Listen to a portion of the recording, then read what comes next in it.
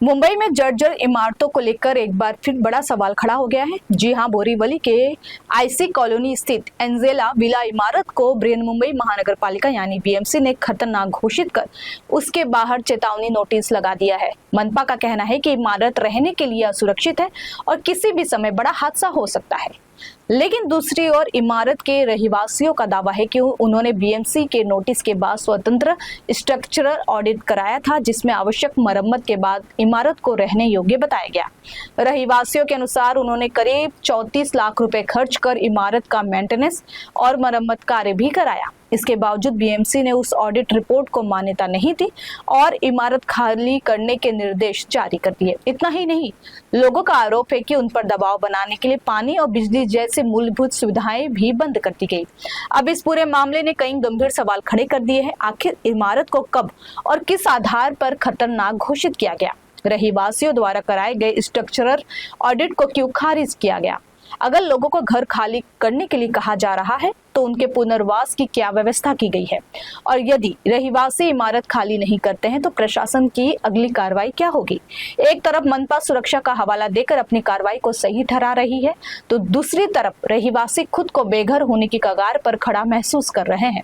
ऐसे में सबसे बड़ा सवाल यही है कि क्या केवल चेतावनी नोटिस लगाकर प्रशासन अपनी जिम्मेदारी पूरी मान सकता है, या फिर प्रभावित परिवारों को सुरक्षित और सम्मानजनक पुनर्वास उपलब्ध कराना भी उनकी जिम्मेदारी है।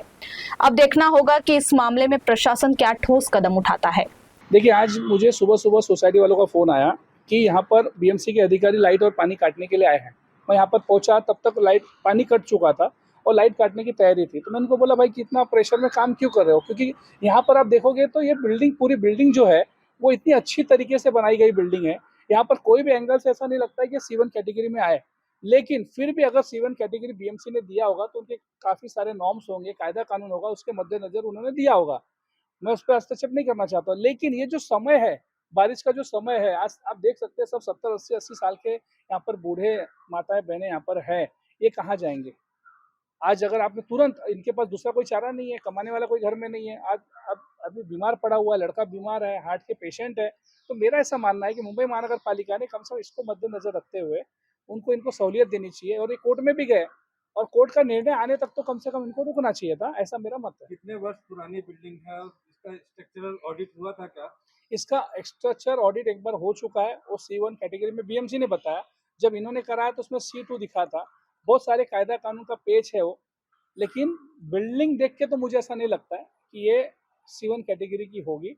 फिर भी अगर है तो आप उसको तोड़िए बेशक, लेकिन कम से कम हमारा जो राइट है, जो पब्लिक का राइट है कि भाई न्याय मांगने के लिए कहाँ पर जाएंगे? तो कोर्ट जाएंगे। कोर्ट ने भी नहीं कहा है कि भाई इनको तोड़ो या इनको बसाओ, कम से कम इतना तो ऑर्डर कोर्ट ने नहीं दिया है।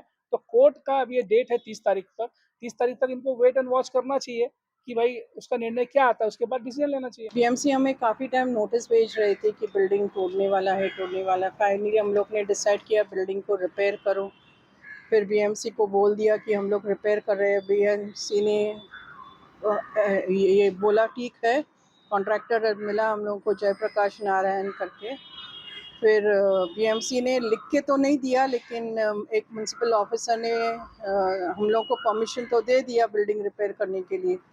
31,000 हम लोग ने 31 लाख हम लोग ने कॉन्ट्रैक्टर को दे दिया है और बिल्डिंग हम लोग ने अभी रिपेयर किया है।